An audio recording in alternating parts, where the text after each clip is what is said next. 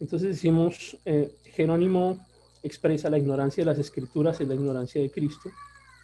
Esto tiene que ver con el hecho de que las personas durante mucho tiempo no podían, nadie podía acceder a la lectura de la Biblia, excepto que tuviese o que hiciera parte del catolicismo propiamente dicho. Solamente ciertas personas ilustradas podían darse el lujo y tener la honra de leer la Biblia, porque se suponía que eso no podía leerlo todo el mundo porque uno se volvía loco. Yo recuerdo que hasta hace muy poco tiempo, años 60, 70, incluso un poco después de la década del 70, aquí en Colombia todavía se decía lo mismo, que la gente no podía leer la Biblia sola porque se volvía loco. Eso tenía que ser un sacerdote católico, porque de otra manera ibas a terminar muy mal. Y esto es lo mismo que se viene repitiendo allá desde la Edad Media. La escritura no puede ser leída por la gente, nos decían ellos, pero en el fondo era que si la gente leía, la Biblia se iba a dar cuenta de todas las atrocidades que ellos estaban cometiendo con la escritura y todas las atrocidades que hacían en nombre de la escritura y que iban en contra de la escritura. Entonces hay personas que más adelante, también cuando hablemos de la reforma, comenzaremos a hablar a ver algunos de ellos que decidieron participar en un movimiento que pusiera a la gente a pensar un poco diferente y que acercara la escritura a las personas, que la gente pudiera leer la Biblia en su propio idioma. Y esto era penalizado con la muerte incluso. La gente no debía traducir ni siquiera segmentos de la Biblia, porque era considerado que una herejía y tenía que morir por ello. Uno de estos personajes que se preocupó y que en el momento llega aquí a, a nuestra clase, Jerónimo, quien más adelante volveremos a retomar. Recuerden ustedes que alrededor del siglo III hay un proceso de crecimiento de la edad antigua que está orientado fundamentalmente por el desarrollo del desarrollo de la escritura, el desarrollo de las artes, de la ciencia, de la cultura. Todo este periodo de la época clásica pues tiene que ver con Grecia principalmente. Más adelante pues vendría Roma, pero por ahora está Grecia. Y al mismo tiempo que en Grecia vienen sucediendo cosas, pues en otras partes del mundo también vienen sucediendo cosas. En Israel venían sucediendo cosas, por supuesto. En esta época del 300 antes de Cristo, un desarrollo fundamental de las culturas que principalmente practicaban el politeísmo. Una de las pocas culturas que practicó el monoteísmo, si no la única para aquella época, era justamente el pueblo judío. Los judíos, pues, creyendo en un solo Dios, evidentemente no participaban y siendo orientados por la escritura. Los judíos iban en contra del politeísmo, por supuesto, pero uno de los grandes problemas del pueblo de Israel fue la adoración de los dioses de esas culturas politeístas que debían enfrentar. O sea, una de las mayores prohibiciones que existe en la escritura es justamente el hecho de tener otros dioses. Dios es un Dios que te dice que no seas celoso, pero que Él es celoso. Dios te dice, no te vengues porque mí es la venganza. Porque es que Dios se reserva para sí mismo algunas cosas que son de su propia personalidad por el hecho de ser Dios. Y Dios es celoso con este tema de la adoración. Y uno de los aspectos claros en el Antiguo Testamento, bueno, en toda la escritura, pero en el Antiguo Testamento se le recalca mucho al pueblo de Israel sobre el tema del politeísmo, y se les dicen, oye, acá está Dios, no tienen que arrodillarse a adorar a dioses ajenos. Los fenicios tienen mucho contacto en esta época con el pueblo de Israel. Los fenicios eran el pueblo del bronce, recuerdan ustedes. Desarrollaron una gran cantidad de armas que les permitió sobreponerse a las culturas que estaban fundamentadas en herramientas de piedra. Los fenicios fueron navegantes, manejaron las artes, en el sentido de que trabajaba muy bien el marfil, tuvieron palacios de marfil, y de hecho Jezabel, la famosa Jezabel, era fenicia, igual que toda su familia. Entonces encuentran ustedes una relación directa allí entre esta cultura, la cultura fenicia, cómo se relaciona directamente con el pueblo de Israel, y esto lo lleva primero pues a dividirse, a separarse en dos grupos de tribus. Un primer grupo de tribus de 10 que desaparece primero en la historia, luego entraremos a contar en más profundidad esa parte de la escritura, pero y luego queda otro grupo, este otro segundo grupo dura un poquito más porque estaban como más apegados a Dios en ese instante, pero también al final se abandonan al politeísmo, se alejan de Dios y terminan siendo llevados en cautiverio. Lo que estamos mostrando acá en esta diapositiva es ese cautiverio, el cautiverio mediante el cual el pueblo de Israel finalmente es deportado de Jerusalén, y en Jerusalén pues recuerden ustedes que estaba el templo, un templo hermoso, un templo que ha construido Salomón con mucha riqueza, la riqueza que le había dejado el rey David, porque el rey David toda su vida estuvo acumulando la vida en la que fue productivo, acumuló riquezas para la construcción del templo. Ha sido intención de David construir el templo, pero Dios no se lo permitió porque había sido un hombre muy guerrero, tenía mucha sangre en sus manos, y es la razón que le da Dios a David para no permitirle construir el templo, de manera que se reserva esa construcción para Salomón. Pero Salomón no fue el único que aportó recursos para la construcción del templo. David aportó una gran cantidad de recursos, y luego se invitó pues al pueblo también para que ofrendara, de manera que se pudiera hacer un templo bien bonito. La gente por esa época no era tan tacaña como hoy en día con las iglesias. No lo estoy diciendo por mi iglesia, por supuesto, sino por otras iglesias, no las de ustedes tampoco, en donde la gente es muy tacaña y cree que la iglesia funciona, eh, no sé, no sé con qué. Eso se necesitan recursos. Bueno, lo cierto es que no sé por qué dije eso. No está dentro de las diapositivas. Terminé diciéndolo por algo.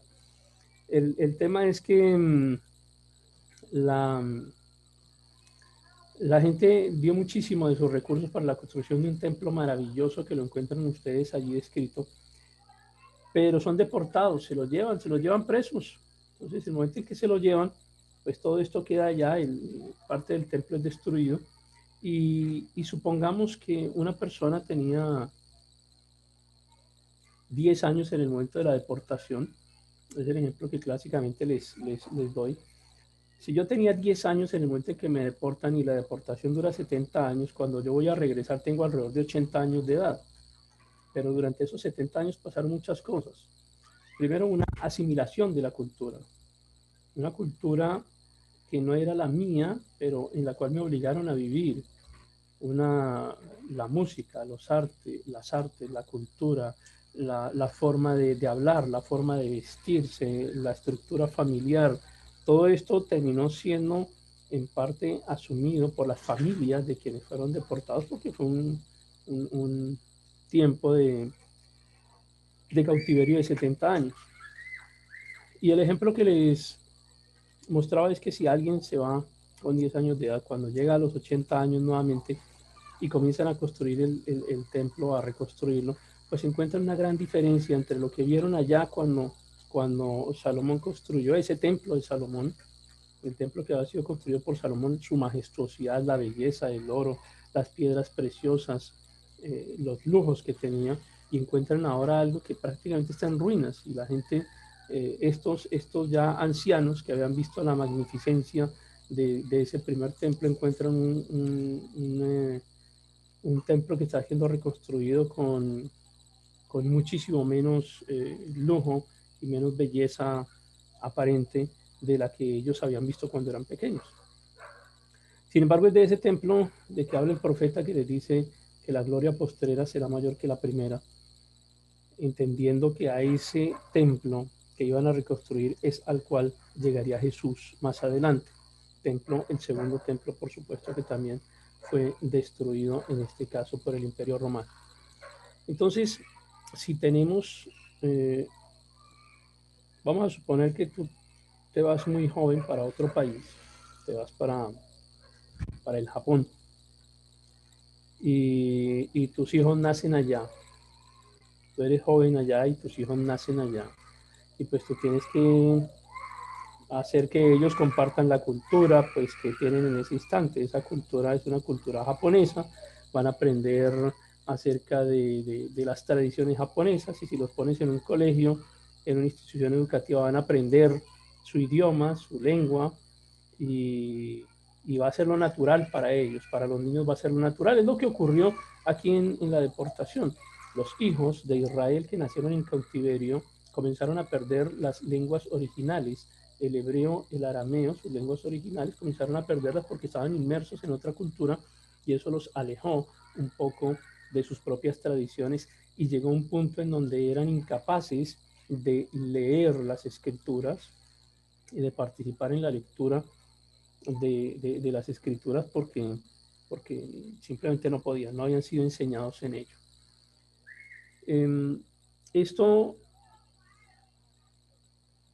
prácticamente obligó a que se comenzaran a producir unos escritos, no solamente en el idioma de los judíos, en el hebreo, en el arameo, muy poco arameo, pero bastante hebreo, y comenzó a obligarlos a ellos a participar en la traducción de textos eh, a otros idiomas. Ya en un momento les voy a explicar cómo ocurrió esa primera traducción importante.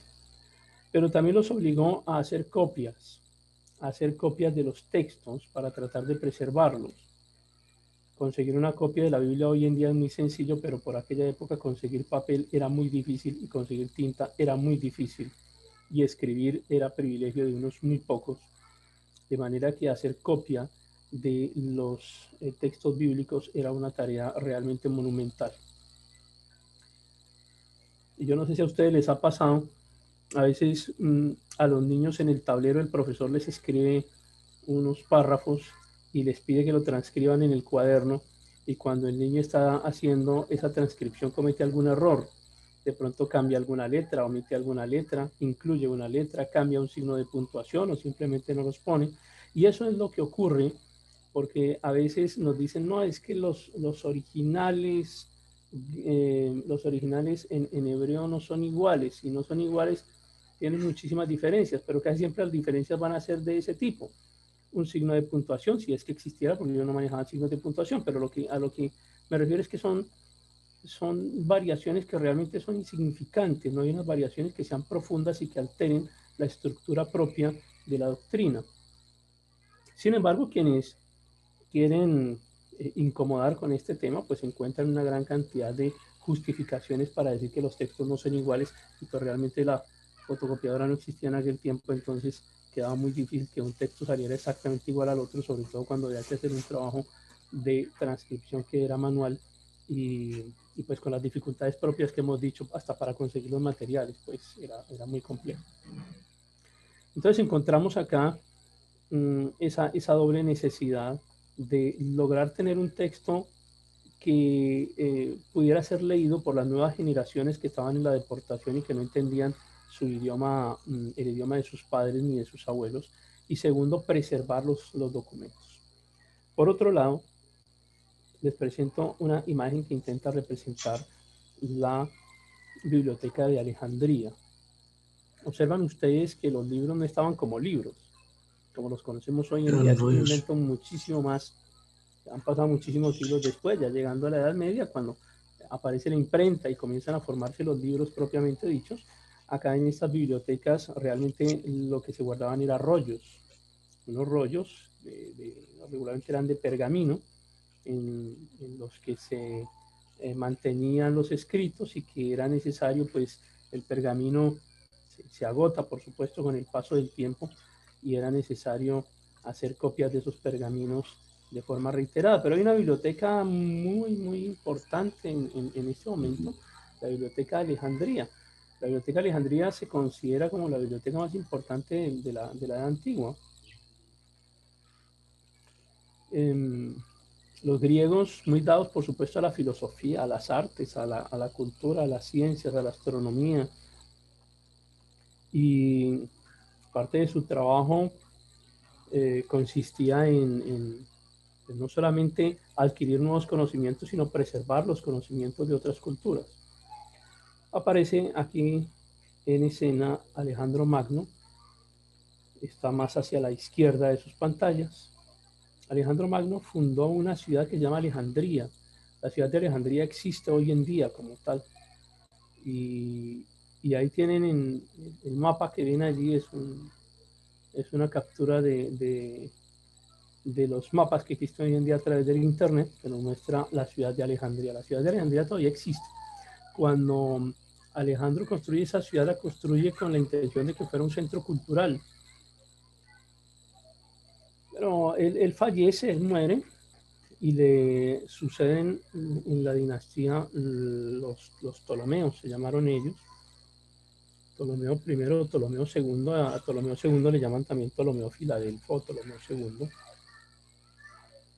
Hay una discusión histórica sobre realmente quién comenzó la construcción de la biblioteca y del museo. Ellos comenzaron, el primer museo lo inventaron ellos.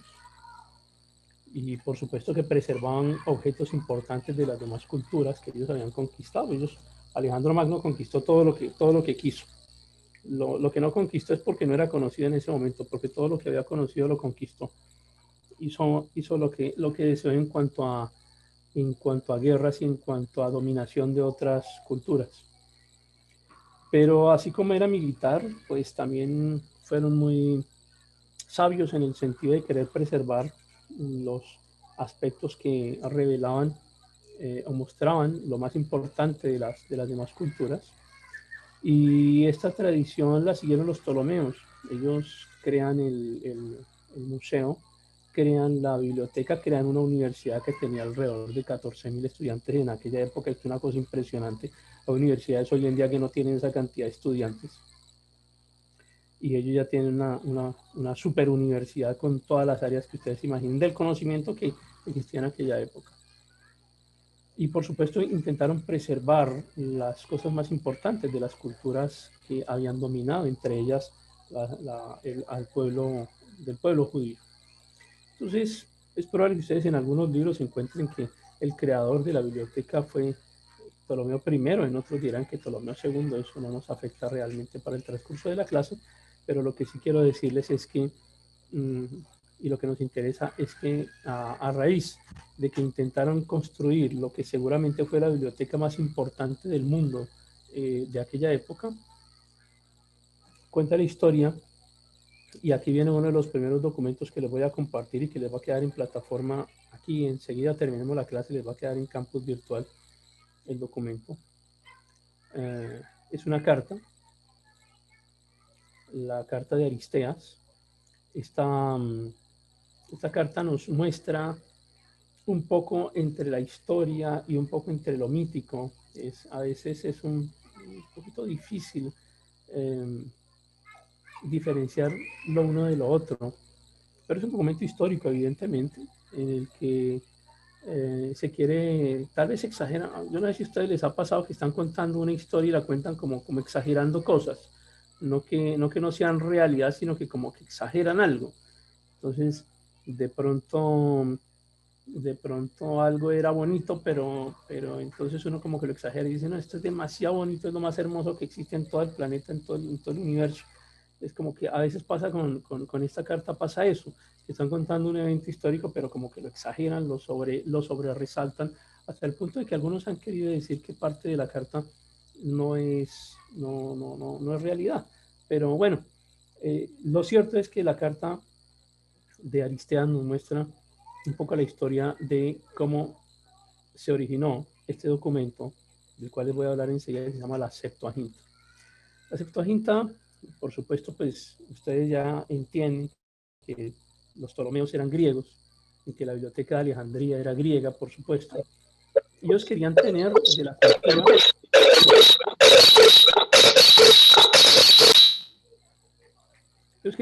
cultura, de los pueblos que habían dominado, pues los elementos importantes, querían preservarlas. querían preservar las historias de esos pueblos, lo que fuera relevante de esos pueblos, y dentro de ellos, pues los judíos, por supuesto. Entonces la historia nos dice que envían un mensaje al sumo sacerdote de los judíos de aquella época, con el objetivo de que seleccionara a 6 integrantes de cada una de las tribus de Israel. Ustedes saben que son 12 tribus, 6 por 12, 72. Entonces que le enviaran 72 sabios, 6 de cada tribu, hasta Alejandría, con el objetivo de hacer una traducción del Antiguo Testamento, que en esa época no se llamaba el Antiguo Testamento, sino era la ley, lo llamaban la Torá, la ley y los profetas. El Nuevo Testamento que tenemos nosotros hoy en día es igual al que utilizaban los profetas que conocemos, los profetas bíblicos, es igual. Lo que pasa es que a veces parece que no fuera lo mismo porque nosotros lo que hicimos fue, por ejemplo, el libro de Reyes lo partimos en primer y segundo libro de Reyes, o Crónicas, primer y segundo libro de Crónicas, y estos están divididos, y parece que tuviéramos más libros, pero realmente los textos son iguales, son idénticos. Lo que tenían los maestros de la ley, incluso cuando llega Jesús, el Antiguo Testamento que utilizan es igual al que tenemos nosotros en cuanto al contenido de los libros. Ya más adelante, y luego les contaré la historia de cómo es que se hace la división de los libros y cómo se divide en capítulos y cómo se divide en versículos. Es una historia interesante también que veremos.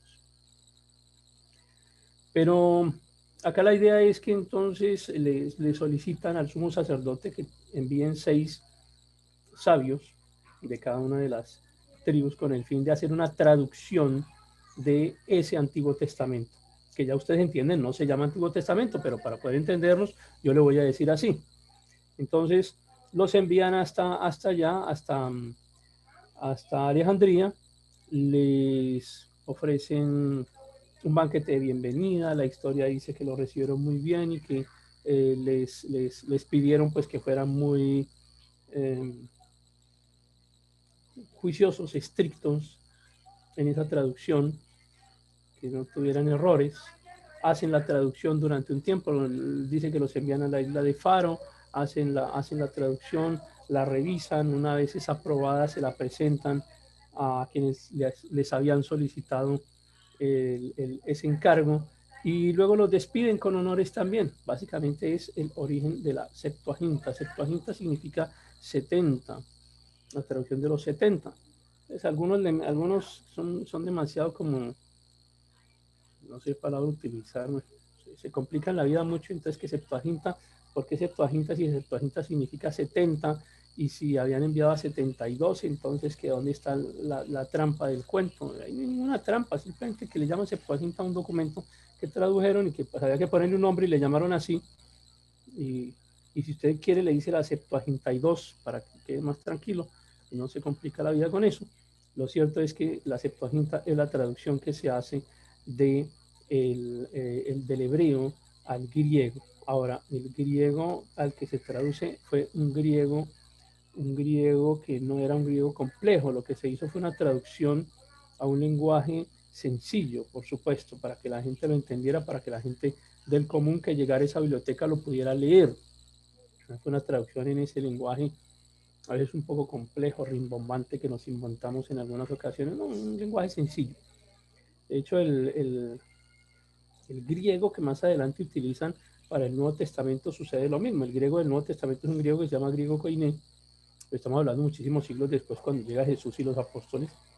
El griego que se utiliza es un griego también, un griego del pueblo, para que la gente pudiera leer, no para que la Biblia permaneciera oculta en un lenguaje cifrado y secreto. Eso no, nunca ha sido esa la intención de la escritura. Entonces, estamos entendiendo un cuadrito aquí de resumen. Las escrituras estaban en hebreo, que la llevan al griego, y que esa versión le llamaremos la Septuaginta, que es lo que básicamente tiene que ver con la traducción del Antiguo Testamento, y por eso es que encontramos Antiguo Testamento en griego. Esas versiones que luego están en griego son las que más adelante van a retomar otras personas, como el personaje del cual ustedes hicieron una lectura para hoy, ¿cierto? ¿Recuerdan ustedes que había que leer algo? Sí lo leyeron, ¿no? Me imagino que sí. Entonces leyeron sobre Erasmo de Rotterdam, una historia, ese artículo que ustedes leyeron sobre Erasmo de Rotterdam, un artículo muy bueno, muy bien hecho, muy bien investigado, que les muestra el origen y la trayectoria de uno de los principales traductores de la escritura. Es una persona fundamental para el cristianismo, independientemente de que haya sido un monje católico también, pero muchos monjes católicos no tragaban entero, les gustaba pensar, y regularmente los que pensaban terminaban convertidos en cristianos. Los otros se quedaban siendo católicos, por supuesto. Septuaginta. Bueno, esta es la historia, ahí les estoy mostrando las imágenes. Recuerden que la carta de Aristeas a Filócrates la tienen en campus virtual, se las voy a subir en un momentito, en 5 minutos después de que terminemos ya la pueden entrar y descargarla para que la puedan leer durante el fin de semana. Entonces usted saca tiempo el fin de, imagínense ese plan que les estoy ofreciendo. Usted el fin de semana, sábado por la noche, en cambio ponerse a ver televisión, descarga la carta de Aristeas a Filócrates y se pone a leer la historia de la Septuaginta mientras se toma un café. A mí ya me trajeron un café, pero no me lo he tomado porque me da pena con ustedes ponerme a tomar café acá. Bueno, la Septuaginta es una versión tan... Mónica está tomando café. Si Mónica toma café, yo tomo café.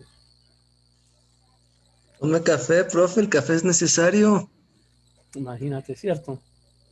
Sí. Bueno, entonces resulta que en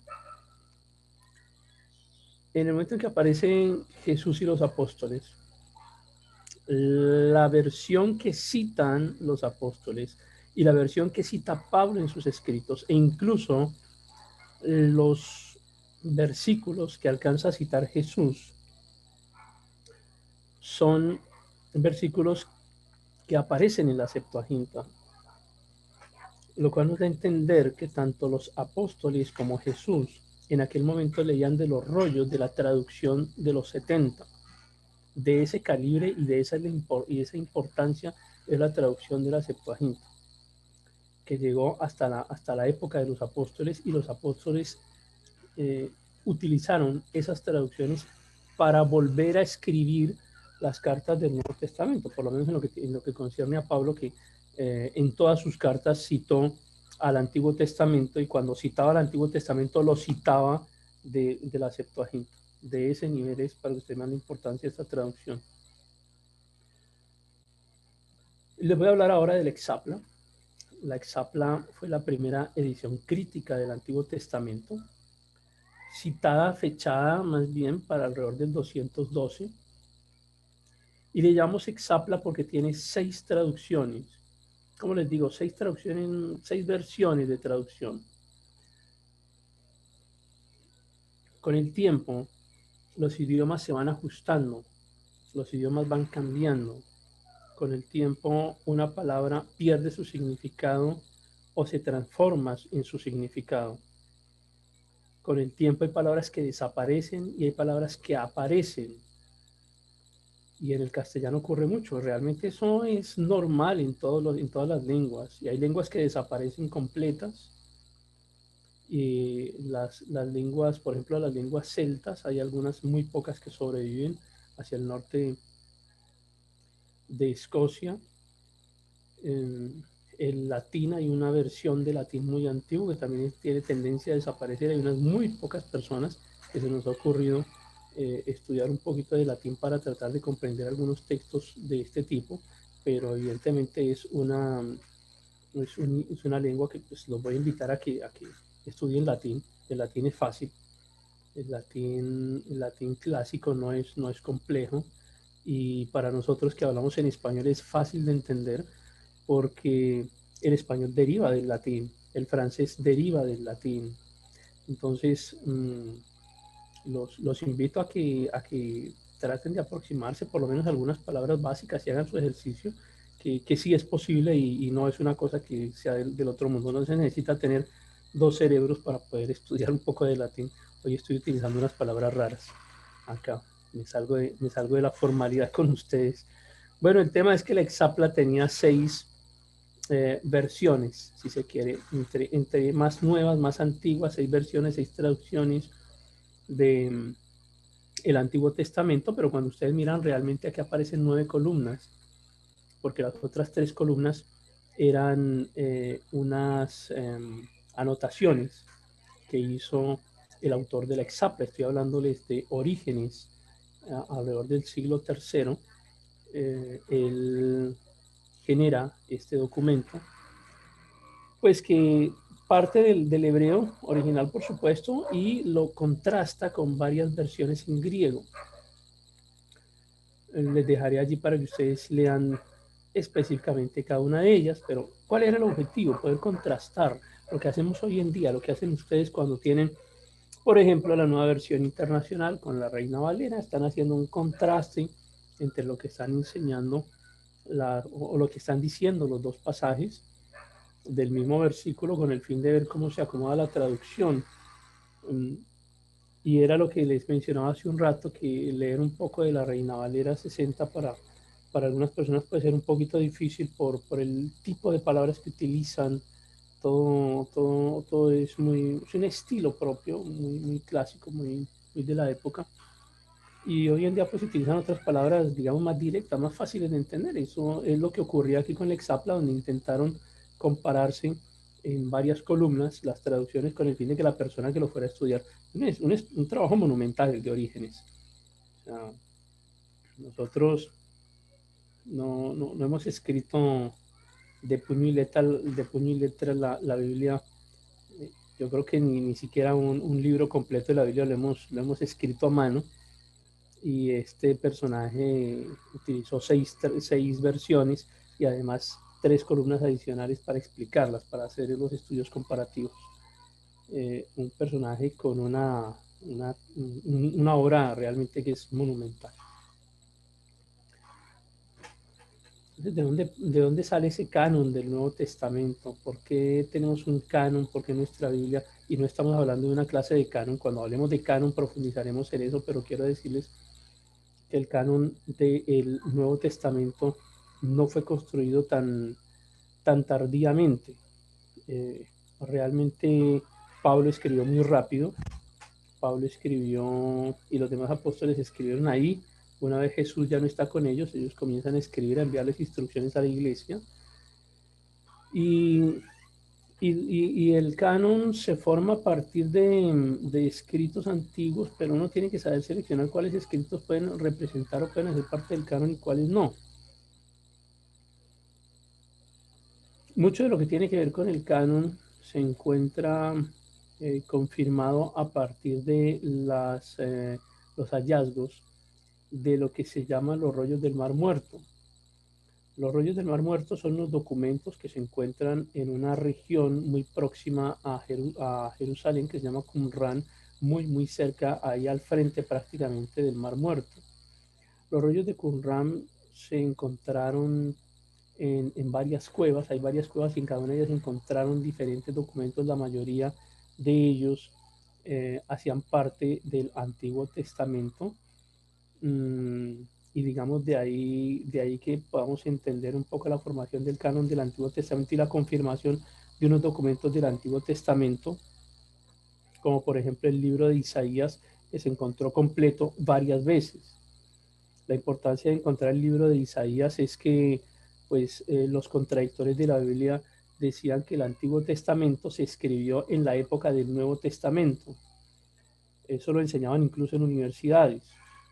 Y que por esa razón era que era tan coincidente la confirmación de las profecías del Antiguo Testamento y que se confirmaron con el Nuevo Testamento. Pero pues cuando aparecen los rollos del Mar Muerto, son datados mucho antes de Jesús, se encuentran libros completos de Isaías, que de hecho se encontró prácticamente toda la escritura del Antiguo Testamento. Se ha encontrado muy buenas condiciones, otras no tan en buenas condiciones, pero lo cierto es que de todos los libros del Antiguo Testamento se encontraron evidencias en Qumran. Entonces, y entendiendo que las versiones que tenemos nosotros hoy en día son prácticamente idénticas a las que se encontraron en Qumran, especialmente Isaías. Esto es fundamental para la historia del cristianismo y para la historia, por supuesto, de la formación del canon del Antiguo Testamento.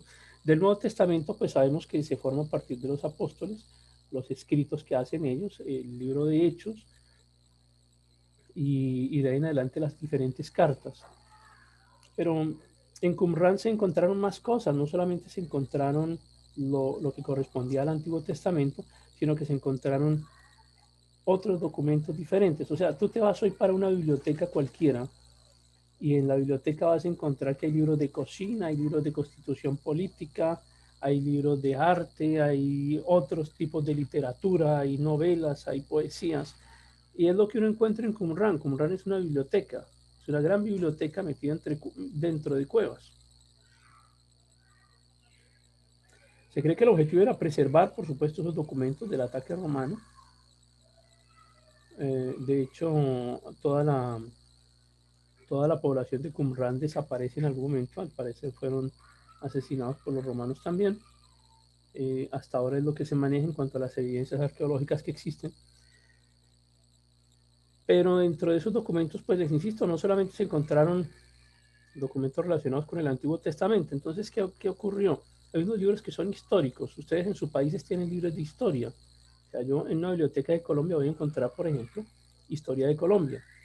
Ustedes en una biblioteca seguramente encontrarán historia de sus países. Entonces, si digamos que el mundo desaparece completamente de la faz de la Tierra por alguna circunstancia, la mayoría de las personas desaparecen por el COVID-19 o por el COVID-20 o lo que sea, y toda la humanidad desaparece y solo quedan vivos unos poquitos. Entonces esos poquitos en el transcurso de unos siglos, de unos miles de años, llegan y encuentran una biblioteca. Entonces encuentran la biblioteca, una biblioteca en Colombia, y entonces van a encontrar una Biblia, pero junto a la Biblia de pronto encuentran un libro de historia de Colombia. Eso no significa que el libro de historia de Colombia sea un libro que haga parte de la Biblia. Significa que la encontraron en la biblioteca. Esto es un poco para ejemplificar lo que ocurre con los documentos hallados en Qumran. No todos los documentos hallados en Qumran se consideran documentos sagrados, porque algunos de ellos son, por ejemplo, históricos, otros son de normas de la comunidad, o sea, como reglamento de la comunidad, también se encontraron allá.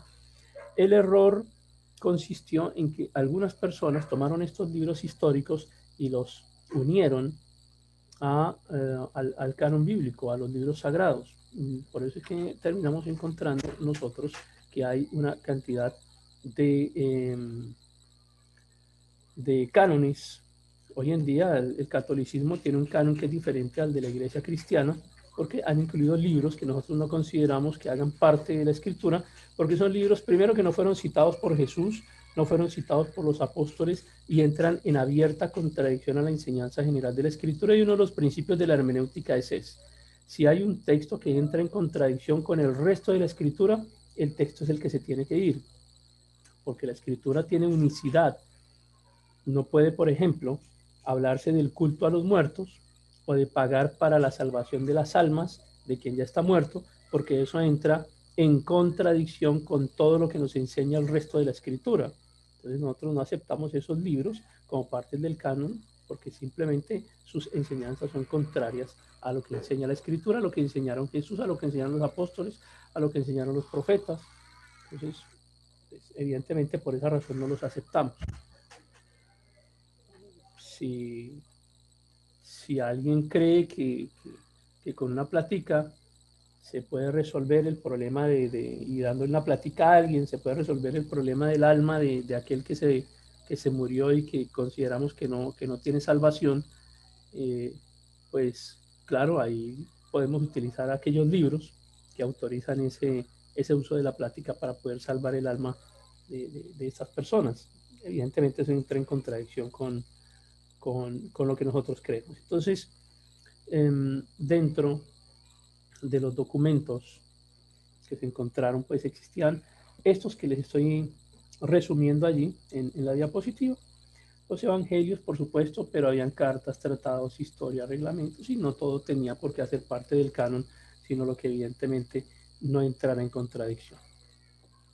Ahora, una primera aproximación a un canon para la Iglesia cristiana la hizo Marción sobre el siglo II. Hay un video que les voy a compartir, un video de una especie de clase extra que hicimos con un grupo anterior que habla sobre marcionismo en el siglo XXI. Lo voy a buscar y se los envío también para que lo vean. Y profundizamos sobre este tema de Marción. ¿Qué es Marción? Básicamente era un personaje que era un personaje que tenía mucho dinero, un rico de la época, tenía mucho dinero, pero pues todos los evangelios no le gustaban, o sea, no le acomodaba el evangelio, todos los evangelios, entonces se inventó su propio canon. Entonces, la epístola de los hebreos iba contrario a lo que él creía, entonces quitó la epístola de los hebreos, quita las epístolas pastorales de Pablo, no le gustaban algunas, de las que no le gustaban las quita también. Dejó el Evangelio de Lucas, pero todo el Evangelio de Lucas no le acomodaba, entonces quitó los dos primeros capítulos. Hoy hay un poco de Marción por ahí en las iglesias dando sus enseñanzas también, pero ya vemos de dónde sale esto, ¿no? Y se inventó su propio canon. Bueno, era su canon, conformado por las epístolas de Pablo, por lo que le convenía de Lucas, quitó los demás evangelios, puso lo que quiso y armó un libro, un rollo, y ese era el canon que él predicaba, Marción. Por supuesto terminó cayendo en herejía porque lo que buscaba era apoyar, hacer una eisegesis de su propio pensamiento. Entonces tomaba de las escrituras lo que no le era contrario a lo que él pensaba, a lo que él enseñaba y se acomoda. Me hace acordar de una historia de una vez escuché a un pastor predicando, el pastor tenía en su congregación unos muchachos que se cortaban el cabello aquí como hacia los lados, se lo cortaban bien bajitico, y entonces a él no le gustaba eso, no le gustaba que se cortaran el cabello así. Entonces recuerdo que le escuché el mensaje y tomaba un versículo por allá como del Génesis, luego se buscó otro, ese no se me olvida porque el versículo dice que los que se rapan las sienes, entonces tomó medio versículo de allá, cogió el de que los que se rapan las sienes y cogió una parte de Apocalipsis y los condenó de una vez al fuego eterno del infierno por raparse las sienes. Y entonces de esa manera él procuraba que la gente pues se viera bien, que se cortaran el cabello. O sea, yo pienso que no lo hacía con mala intención, ¿no? O sea, porque muchas veces fíjense que las herejías no comienzan con malas intenciones, pero si yo tomo medio versículo de allá y medio de acá y además hago la condenación allá al final, pues termino yo acomodando un evangelio a mi gusto. Eh, y a veces hacemos eso. Ojo con ese tipo de enseñanzas, con ese tipo de prédicas en las que sacamos los versículos o los pasajes de contexto para acomodar lo que queremos nosotros decir y que la Biblia defienda nuestra propia tesis. Nosotros no estamos por encima de la escritura y Dios no necesita que le ayudemos a defender el evangelio, a defender la escritura. Ella se defiende solita, no hay ningún problema. El grito es de una vecina que tengo por ahí que están jugando ahí en el parque. Radicalismo la herejía siempre es radical, siempre va a ser radical, siempre. Les voy a presentar ahora el diatesarón. El diatesarón. Permítame un segundo.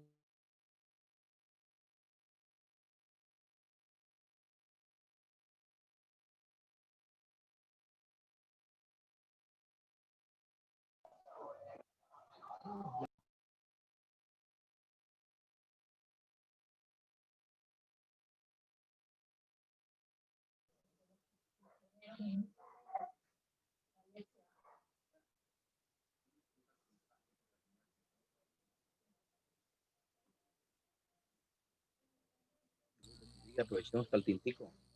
Bueno, ya volvimos. Entonces vamos a seguir hablando ahora del diatesarón. El diatesarón fue un documento. Tengo una pregunta. Sí, dale. Ada. Se podría decir que, digamos, como la Biblia, nueva versión internacional, también tiene influencia de Marción. No, ¿No? no llegaremos hasta allá. Mira, el marcionismo termina convertido en una herejía. A ver, influencia de Marción, ya me pusiste a pensar. Cuando yo recorto, cuando yo quito segmentos de una Biblia, si yo convierto algo en un proceso sistemático, sí, probablemente. Quitarle segmentos a la escritura para que se acomode a lo que yo quiero, ya entiendo lo que quieres decir, ya entiendo bien. Mira, Marción quitaba segmentos de la escritura para que dijera lo que necesitaba que él dijera. Yo pienso que el movimiento que existe hoy en día tiene como ese mismo espíritu, sí. Puede tener ese mismo espíritu, un espíritu de acomodar la escritura a su necesidad, a su propio gusto.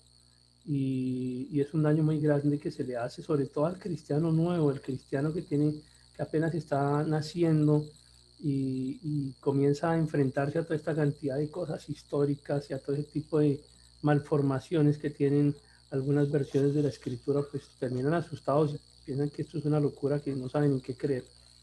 Pero bueno, el Espíritu Santo les ayuda, no los suelta. Sí, aunque tal vez, no sé si es que se podría también, digo, como en el caso de, aunque los testigos de Jehová pues no son cristianos. No, pero el tema, Ada, y para todos es que los testigos de Jehová tienen un documento totalmente diferente. Eso ni Biblia es. Eso que ellos usan no es una Biblia. Yeah. Eso es un documento totalmente modificado, alterado, no se parece absolutamente nada a los documentos originales que tenemos ni en griego, ni en hebreo. O sea, eso sí se sale de todo marco. O sea, eso nada que ver. Eso no se parece a nada. Se parece a lo que ellos inventaron, no se parece a nada más. Porque uno encuentra versiones, es que ni siquiera aún así la nueva versión internacional tú la tomas, a pesar de lo recortada que está, de lo mutilada, tú vas a encontrar que se fundamenta, pues, por lo menos lo que queda, se fundamenta en la escritura y tiene algunas alteraciones, se fundamenta en las escrituras antiguas. Pero es que el libro de los testigos de Jehová, sí, ni por ahí, o sea, eso nada que ver, eso no es una Biblia. Yeah. Por ahí hay otra cosa que se inventaron, estuve viendo el otro día, un documento que dice el Nuevo Testamento original en hebreo. Y entonces la justificación para vender ese adefesio es que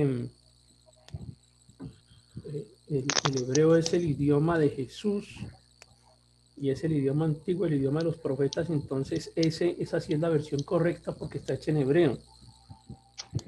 Pero pues nada más absurdo que eso, porque ustedes están entendiendo que el Nuevo Testamento fue hecho en griego porque en la época en la que estaban Jesús y los apóstoles, el idioma que se hablaba era el griego, ya el hebreo no se hablaba. O sea, el Nuevo Testamento originalmente fue hecho en griego, el Nuevo Testamento no fue escrito en hebreo.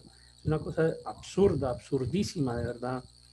Y yo he visto ese documento, por ahí lo venden en Amazon, lo he visto, es una cosa impresionante hasta dónde han llegado los intereses económicos de algunos con tal de hacer dinero con las escrituras. Es como si alguien También les hay dijera, una, o sea, para exagerar un poco esto, como si alguien les dijera, no, es que les vamos a traer, compren el Nuevo Testamento en ruso, porque el ruso era el idioma de Jesús de aquella época, y entonces sale todo el mundo a comprar el Nuevo Testamento en ruso porque les dijeron eso. Nada que ver, nada que ver. Okay, Los apóstoles hablaban era en griego. yeah. En ese idioma fue que también hay una versión que se llama que la inclusiva, que es la que saca los textos que se refieren a la abominación de los homosexuales. Ah, ok. Sí, no, ahora hay versiones para todo. O sea, tú eres borracho y quieres una Biblia para ti, te tiene la versión para borrachos. No hay ningún problema. Y eres homosexual, te tiene la versión para los homosexuales, con los versículos resaltados, especialmente aquel en el que David amaba muchísimo a su amigo. O sea, te la tienen lista. Por eso les digo que sacar los versículos, los pasajes de contexto, o sea, tú con la Biblia puedes hacer lo que quieras, puedes inventarte la versión para marcianos y seguro que vas a encontrar ahí que los apoyas o sea, lo que tú quieras. Pues son tantas las palabras que tiene la Biblia que tú con tantas palabras y tantas frases puedes hacer que diga lo que sea. La manipulación que se puede hacer del texto es impresionante. Entonces, pues sí, ya hay versiones para todos. Sí, he visto una versión para homosexuales también ahí. Bueno, el descaro absoluto. Ya. Hay un tema con los cristianos, y es que el otro día alguien me decía, pero es que ustedes son muy radicales, son muy extremistas, los cristianos son muy extremistas, pero claro es que nosotros no podemos hacerlo de otra forma. O sea, el cristiano es radical, el cristiano es extremista, no hay otra forma, tiene que ser radical, porque es que si Dios dice algo, nosotros no somos quien para modificarlo, o sea, como está escrito es. Nosotros no podemos modificar el texto bíblico, de ninguna manera lo vamos a modificar. ¿Cómo podemos nosotros utilizar un lenguaje que avale, por decir algo, la idolatría? No podemos, simplemente porque es un mandato que está en la Escritura. O sea, el cristiano es radical, y si tú no eres un cristiano radical, pues es porque eres tibio. Un cristiano no puede ser tibio, o sea, un cristiano tiene que ser radical. Lo que dice la Escritura es lo que dice la Escritura, no puede ser modificado ni puede ser, no, que es que ahora el humanismo y, y los movimientos estos progresistas, no, ahora el progresismo no, el progresismo tiene acabado América Latina y tiene acabado el mundo. Ahí está el progresismo en la cuna del capitalismo haciéndoles estragos también. El progresismo es contrario a la Escritura, lamentablemente. Yo no puedo pasar, no puedo hacer la Biblia humanista, yo no puedo hacer la Biblia progresista, la Biblia es como es, la Escritura está escrita y tiene que ser interpretada tal y como es, yo no puedo darle otra interpretación. Jorge, dime qué tiene para compartir. Perdón, es bien fácil sacar el texto, la escritura de contexto. De hecho, pues digo, hasta uno cuando está estudiando, está queriendo sacar algún texto para enseñar algo, tiende en algunos casos hasta entender las cosas de manera incorrecta, y si no estamos en oración y en la búsqueda del Señor y realmente queriendo entender lo que dice la Escritura, hasta leyendo la misma Biblia la sacamos de contexto. Así es, mi hermano, tienes toda la razón. Tienes toda la razón. Hay un problema y es una de las cosas que los hace a ustedes, perdónenme que yo use esa palabra, pero es una de las cosas que los hace a ustedes grandes en este instante, y es estar aquí preocupados en este instante por compartir un legítimo interés por conocer más de la Escritura, porque queremos realmente entender lo que la Escritura tiene para darnos, no lo que se nos ocurra a nosotros o de pronto lo que otros han inventado, sino que queremos llegar al conocimiento real de la Escritura. Y eso es fundamental, que ustedes estén, imagínense un día como hoy, en donde pueden estar haciendo tantas cosas, algunos de ustedes están hasta de madrugada en sus países y están acá estudiando la Escritura, o sea, están mostrando esa fortaleza, esa valentía, ese interés que tienen por las cosas de Dios, que definitivamente, yo les digo una cosa, Dios no deja en saco roto nada de lo que usted haga por su palabra ni por su obra. Lorena, dime. ¿Se escucha? Sí, Lorena. Profesor, mire, yo tengo este libro. Espérame un segundo, pongo imagen porque no te estoy viendo, te estoy escuchando, pero no te veo. Lorena, te voy a buscar aquí en mi presentación. Bueno, hagamos una cosa, voy a dejar de compartir para poder verte. Listo, habla. Ya te vi ahora sí. Este libro se llama ¿Qué enseña realmente la Biblia? Ajá. En búsqueda espiritual hace muchos años empecé a estudiar con testigos de Jehová. Lo hice como 6, 8 meses más o menos. Sí. Si hay algo bueno que rescatar es que son súper persistentes y me buscaban en todas partes y llegaban a todos lados donde yo estaba y me ofrecieron su Biblia. Yo no la quise porque había escuchado algo sobre su versión, digamos, pero me regalaron esto. Sí. Y sin esto yo no la podía estudiar, por lo que me dijeron. Entonces yo me puse a ojear y tiene hartos colores, estas típicas fotos que tienen ellos. Está bonita. Es súper llamativo, súper llamativo. Pero cuando habían cosas que yo no encontraba aquí, yo les preguntaba, no me sabían responder. Sí. Entonces eso fue algo que a mí me empezó a hacer duda y finalmente la conservé como persona, a la persona que me discipulaba, pero finalmente no, porque es como algo que está como dentro de uno cuando Dios tiene un llamado para una persona que como que algo me decía que estaba mal, algo estaba mal. Pero sí, ocupan cosas como esta como para que uno piense, y todo es regalado, entonces es como para que uno crea que tienen como mucho apoyo y mucho fundamento sobre lo que ellos enseñan, cuando verdaderamente es una distorsión, pero muy grande. Mira, la Biblia es el primer libro que fue llevado a la imprenta. Es el primer libro que fue traducido a tantos idiomas. Es el libro que produce más ganancias a las editoriales, porque es el libro más vendido del mundo. O sea, la Biblia es, como negocio, es un negociazo para las editoriales. Y todo lo que gire alrededor de la Biblia es un negocio para ellos. Entonces, debemos entender que hay muchas editoriales de gente que no son cristianos, que simplemente quieren hacer negocio harán mercadería de vosotros, dice la escritura, ¿no? Quieren vender lo que sea, y la Biblia para las editoriales es un muy buen negocio. Es el libro más vendido del mundo, evidentemente. Y este tipo de cosas, lo que hace Testigos de Jehová es exactamente lo mismo. O sea, Testigos de Jehová, su negocio no es una iglesia, porque hay unos que tienen una iglesia como negocio, no, estos no, estos son más descarados, estos tienen una editorial. Testigos de Jehová es una editorial, ni siquiera es una iglesia. Hay otros que tienen una iglesia, entre comillas, como negocio, pero bueno, hay gente que se dedica a la impresión de documentos. Regreso es una especie de multinivel relacionado con la escritura. Sí. Porque Así te es. quieren evangelizar y te quieren decir que te van a enseñar y es todo un proceso de aprendizaje estilo multinivel, pero la verdad es que ni aprendes nada, ni conoces nada, ni ves nada, simplemente pues es lo que ellos te quieren decir. Y ahí estás comprando el manualito y el libro y el texto y el tratado, y ahí te tienen.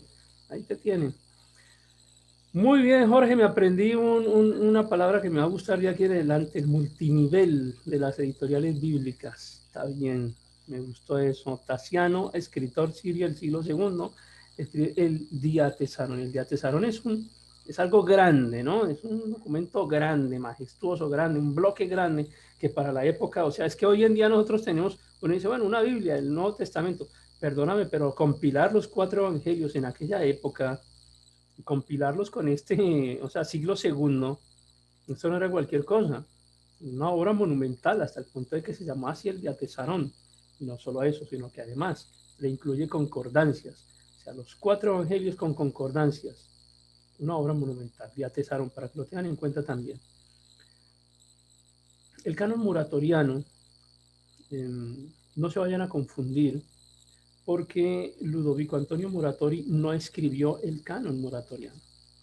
El canon muratoriano se le llama así porque él trabajaba en una biblioteca, ahí tienen al lado derecho de su pantalla la biblioteca Ambrosiana de Milán, él trabajaba ahí y buscando entre la biblioteca encuentra unos documentos antiguos y dentro de eso encuentra ese documento que es una lista se considera que es de alrededor del año 200 y que es la compilación más antigua de textos canónicos que se parecen mucho al Nuevo Testamento que nosotros tenemos hoy en día. Entonces es la lista antigua más conocida de esos libros considerados canónicos del Nuevo Testamento. Estaba escrito en latín y tenía los 4 evangelios en el orden en que los tenemos nosotros hoy en día. Mateo, Marcos, Lucas, Juan, así en el orden. Tenía Hechos, tenía 13 de las epístolas de Pablo, aunque no estaban las epístolas la epístola de Hebreos, eso es parte de otra historia. Y hay unas epístolas que llaman epístolas de Pablo a los laodicenses, epístola de Pablo a los alejandrinos y unos apocalipsis de Juan y de Pedro. Esos son otros documentos que pues, con el paso del tiempo se fueron construyendo, pero ¿por qué se van descartando? Porque nosotros no los usamos nuevamente porque entran en contradicción con la estructura general de la Biblia o con la enseñanza general de la Biblia. Por eso, insisto, es importante que la leamos completa de pasta a pasta en el orden de los libros en el que está allí, para que luego cuando ustedes encuentren algo que no ajuste con respecto a la enseñanza general de la Biblia, les va a ser muy fácil identificarlo. Entonces, a esto se le llama el canon muratoriano. Estamos hablando un poco, no tanto de la formación del canon, pero quiero aproximarnos un poco sí a la construcción de algunos de los principales bloques de la Biblia.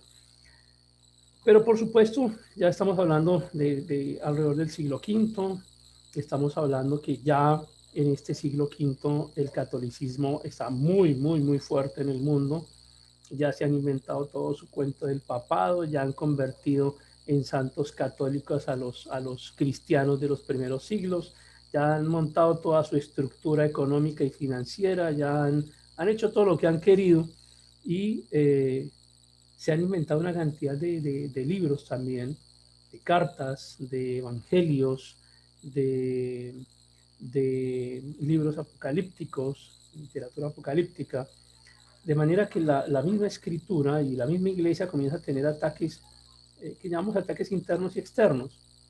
Porque, ¿cómo así ¿por qué no vamos a tener en cuenta la epístola de Pablo a los alejandrinos? O sea, y comienza entonces esa dificultad para saber si ese documento sí lo había escrito Pablo o no, que por aquella época no era tan fácil, hoy es un poco más fácil de identificar, pero pues es que como nosotros, y como me lo escucharán decir en otras oportunidades, la historia nosotros la vemos en replay, o la entendemos en replay, pero en el momento en que está ocurriendo es difícil de saber qué es lo que está pasando. Entonces, lo que comenzó a ocurrir fue esto, que plagiaban los nombres de los apóstoles, plagiaban los nombres de personajes bíblicos importantes. No es lo mismo si nosotros decimos hoy en día la epístola de Luis a los colombianos, a que si yo digo la epístola de Pablo a los colombianos, porque es que Luis no lo conoce nadie, Luis puede ser cualquiera, pero Pablo yo sé que se están refiriendo a un apóstol, entonces eso le da peso, le da nombre, y por eso utilizaban los nombres de los apóstoles de personajes bíblicos importantes, y por eso hablan del Evangelio. El Evangelio, entonces un día yo me levanto con ganas de escribir y escribimos el Evangelio de Ricardo, entonces ya sacamos el quinto Evangelio, y entonces lo escribimos en hebreo, porque es que en hebreo es el lenguaje de los apóstoles, el lenguaje de los padres de la iglesia, y no, una locura. Eso es lo que ocurre actualmente y lo que ocurrió en aquella época. Por eso fue tan importante generar un canon, aproximarnos a un canon, que fuera un canon pues, que nos permitiera Zulay. Dime. No te escucho, abre el micrófono, Zulay. No te estoy escuchando. ¿Ahí me escuchan? Dale. Una pregunta, profesor. Estas personas que podían traducir del latín o del griego, ¿tenían ciertas características? ¿Pertenecían al grupo, algún grupo en especial? ¿O cualquiera que tuviera esa inquietud por hacerlo, lo hacía? Mira, la pregunta que estaba haciendo es bastante compleja. Utilizaste dos idiomas que no son, hoy en día no son para nada sencillos, ¿cierto? Estamos hablando de latín y griego. Traducir del griego al latín es probablemente lo más razonable desde el punto de vista histórico, no del latín al griego, porque primero estuvo el griego y luego el latín. Entonces, traducir del latín al griego, ¿quién lo hacía? Ahora vamos, y eso hace parte del documento que tú leíste. Tú leíste el documento. Leíste el documento que les dejé. El de Erasmo. O sea, lo podía traducir. ¿Quién lo podía traducir? Alguien que se atreviera a ir en contra del mandato romano de no traducir. Pero eso requería criterio y valentía. Y segundo, que tuviera conocimiento, porque no todo el mundo hablaba griego y latín. Entonces, y que aparte de que tuviera conocimiento, profesor, también que tuviera el contexto, o que conociera el contexto griego de los textos para poder traducir correctamente el latín al griego. Sí, claro. Por eso este módulo de hoy que estamos hablando es de filología. Recuerden que comencé diciendo filología y comenzamos hablando de filología por lo que está diciendo aquí nuestro compañero. Justamente por eso hay que entender el contexto. sea, yo no puedo utilizar cualquier palabra, tengo que utilizar la palabra correcta, en el momento correcto, en la frase correcta. De manera que, bueno, teóricamente podía hacerlo quien quisiera, pero todo el mundo no quería y todo el mundo no podía. O sea, algunas personas muy privilegiadas en cuanto a conocimiento y con la suficiente valentía como para enfrentarse al imperio más grande que ha tenido el mundo, que es el Imperio Romano, que todavía existe hoy en día a través del catolicismo. Gracias, profe. Bueno, seguimos. ¿Hay alguien más que quiera aportar algo en este instante? Yo, Dale. porque en el caso de Rotterdam, Erasmo. de Erasmo, dice que pues él conoció a personas que estaban bien profundizados en el idioma Sí. griego. Entonces, pues vemos que no era cualquiera el que podía hacer esto, sino en el caso de Erasmo, cada vez que él iba de un lugar a otro, pues su pasión era profundizarse en el Así es. griego. Ahora yo les voy a contar un poquito, un resumen acerca de Erasmo también, que tenemos esta primera parte. Y lo que tú tienes, lo que tú estás diciendo, pues tienes toda la razón, eso es evidente que era así. Bien, vamos a hablar ahora un poquito acerca de la traducción de Jerónimo. Recuerdan que yo al comienzo les di una frase, la frase de Jerónimo, que pues es importante que la gente tenga acceso a la escritura. Edison, ahí te va, viejo. Traigo un CM870, como el ISM que te comenté. Le intentaron bloquear, viejo, ¿cómo se llama? No supimos qué le bloquearon, algo le bloquearon allá, no sé qué le bloquearon. Estaba escuchando a ver qué era lo que iban a bloquear. Bueno, 382 se le encarga a Jerónimo una versión en latín. Por supuesto que utiliza fuentes griegas. Ahora, esta versión de Jerónimo se considera la versión bíblica más importante, la traducción bíblica más importante después de la Septuaginta. Hay dos documentos que ustedes deben tener en mente por ahora. La traducción de Jerónimo y pues inicialmente la Septuaginta. Ya saben que la Septuaginta es la traducción de los 70, ya les conté la historia. Y por eso van a leer ustedes la carta que les voy a compartir ahí en el campus virtual. Y luego entonces ustedes se van a encargar también de recordar que hay una versión fundamental para nosotros, que es la primera versión que se hizo al latín completa, que fue la versión de Jerónimo. ¿Por qué es importante esta versión de Jerónimo? Primero porque pues, más adelante fue publicada por la imprenta de Gutenberg. La imprenta de Gutenberg hace unas cosas fundamentales y es que por fin la gente podía tener acceso a una Biblia. No todos, pero había gente que podía tener acceso a una Biblia, porque imagínense una traducción hecha a mano, ¿cuánto creen que puede costar una Biblia transcrita a mano?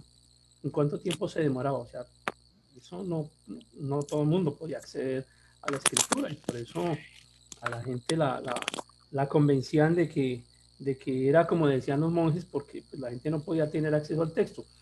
Cuando aparece la Vulgata latina, y se le llama Vulgata porque está en un latín, nuevamente un latín del pueblo, un latín para la gente, un latín.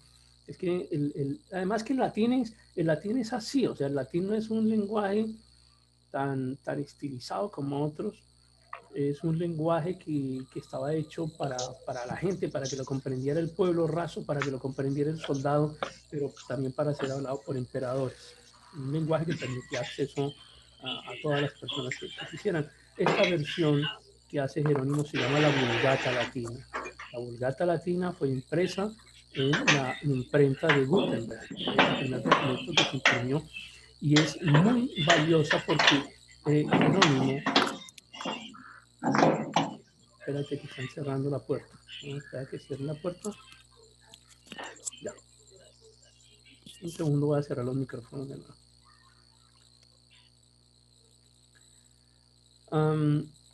Entonces les decía, la versión de Jerónimo es importante porque Jerónimo se devolvió hasta el original hebreo y él traduce al latín también utilizando fuentes griegas y utilizando fuentes hebreas. O sea, él no solamente utiliza la Septuaginta como tal, del griego, sino que se devuelve también hasta los originales hebreos y a partir de esos documentos interpreta y lleva una versión al latín. Ahora, lo que pasó con ese trabajo, ya más adelante, lo que el catolicismo haya hecho con el trabajo, bueno, es otra historia, pero lo que nosotros estamos entendiendo es que Jerónimo quiso conscientemente hacer una traducción bien hecha, bien interpretada, que le llegara a la gente, que la gente del común pudiera leer la Biblia y pudiera entenderla. En el Concilio de Trento, en 1546, el catolicismo declaró a esta Vulgata Latina como la única versión auténtica y oficial de la Biblia para la Iglesia, para el catolicismo romano.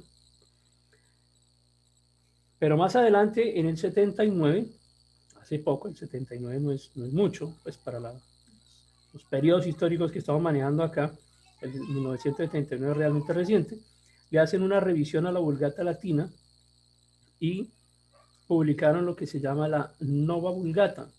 La Nova Vulgata es una Vulgata Latina revisada, autorizada también por el catolicismo romano. Fue tan importante este trabajo de Jerónimo que el 30 de septiembre se considera como el Día Internacional de la Traducción. No sé si ustedes sabían que había un Día de la Traducción.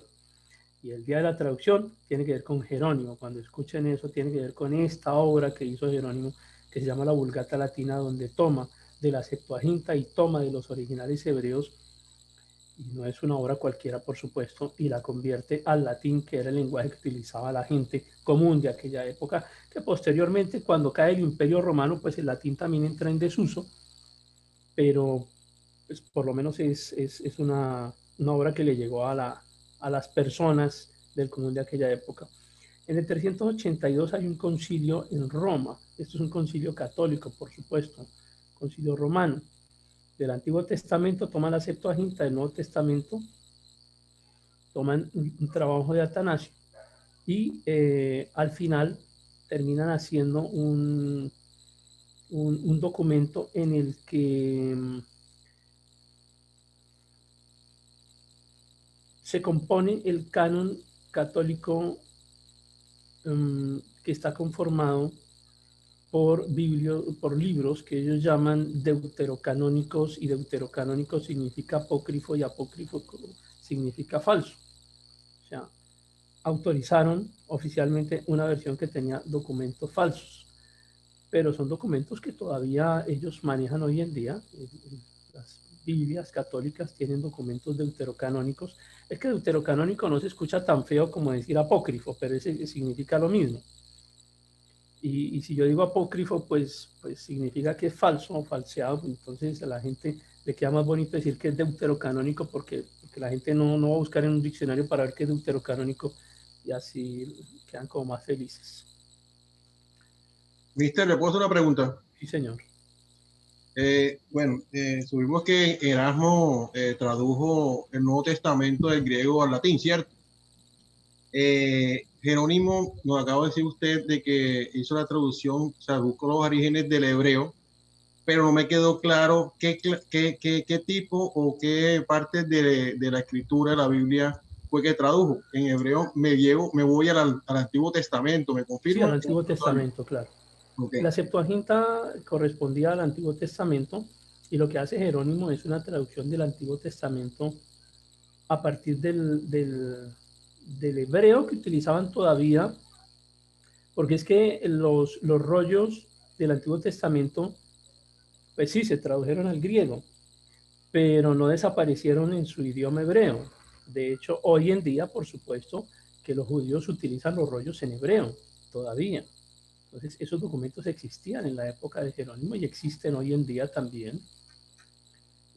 Y un personaje, pues que, imagínense esta obra tan impresionante de Jerónimo. O sea, sabía hablar en griego, sabía hablar en hebreo, sabía hablar en latín. Y no solo eso, sino lo que ustedes han mencionado, contextualizarlo adecuadamente para que tenga sentido lo que estaba traduciendo. Es una obra realmente importante. Entonces, él parte de esos documentos, pero por supuesto, claro que utiliza la Septuaginta, pero utiliza los rollos que existen en su momento y a los que él tenía acceso del hebreo, que son los que se utilizan en las sinagogas judías de aquella época y que son los mismos que se utilizan hoy en día. Vanessa, ibas a preguntar algo.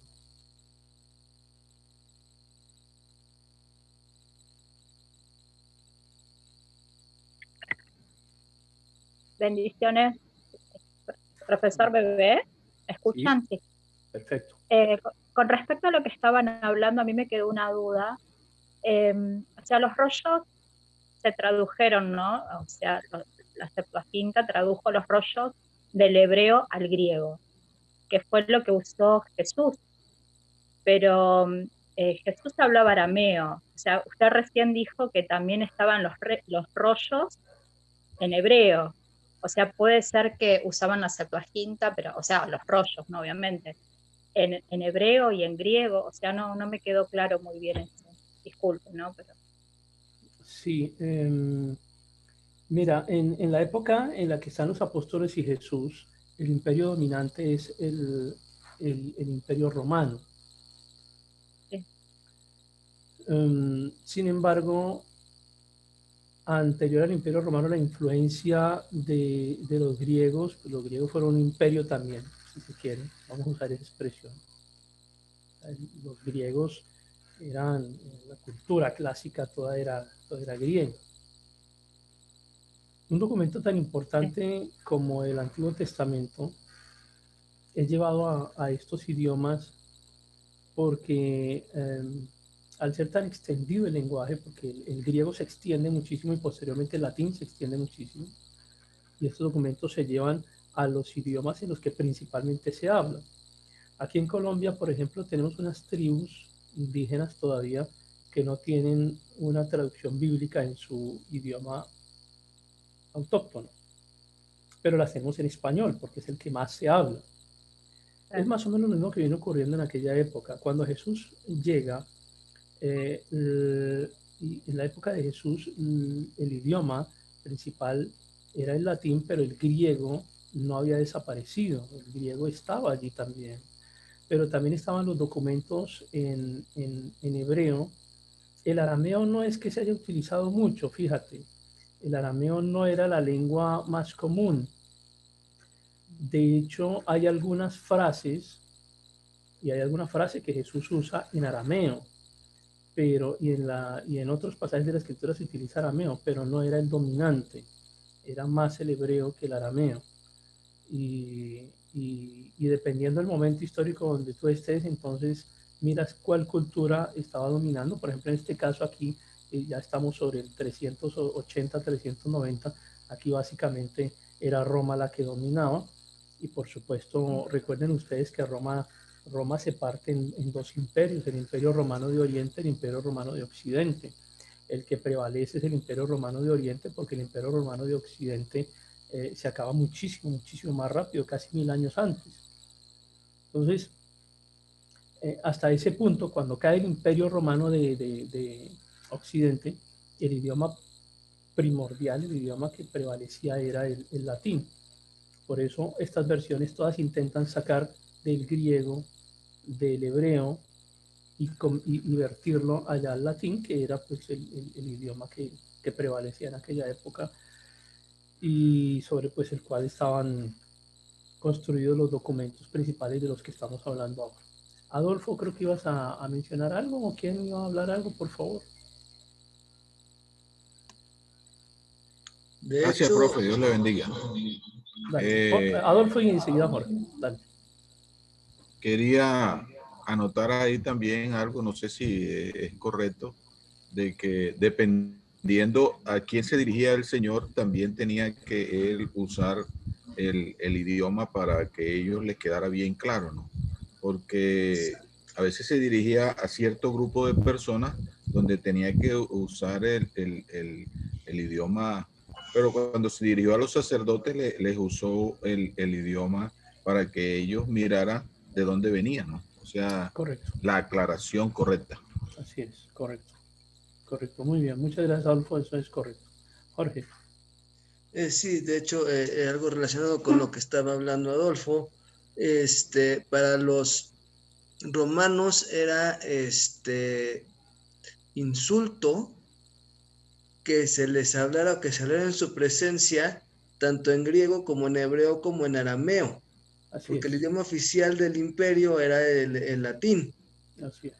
Entonces, hablaban en griego porque muchos no hablaban latín, entonces como el griego era un idioma más culto o más grandemente hablado que el hebreo, entonces a los que no eran romanos se les permitía hablar el griego.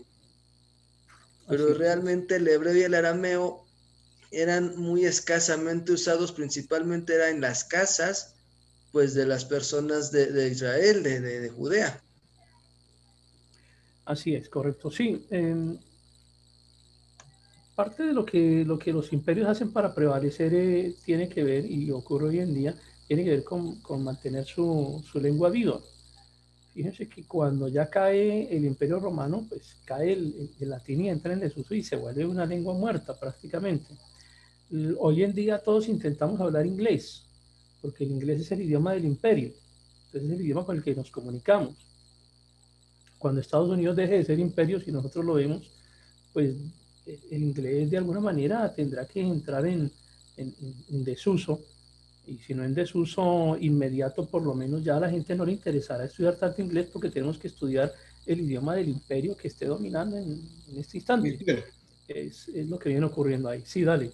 Mister, es que acá igual, como un ejemplo, paralelo a eso, es como aquí en Colombia, los que están en San Andrés y Providencia hablan en inglés o su idioma, pero como está en territorio colombiano, obviamente tienen que hablar el español, porque es el idioma que prevalece y está establecido aquí en el territorio colombiano. ¿Cómo les pareció el ejemplo? Es que una particularidad aquí para nuestros hermanos que están en otros países, San Andrés es una isla que pertenece a Colombia, pero está muy cerca al frente del territorio de Nicaragua. Pero esta isla de San Andrés, pues imagínense que quienes llegaron allá fueron los ingleses. Así como los ingleses huyendo de la persecución religiosa.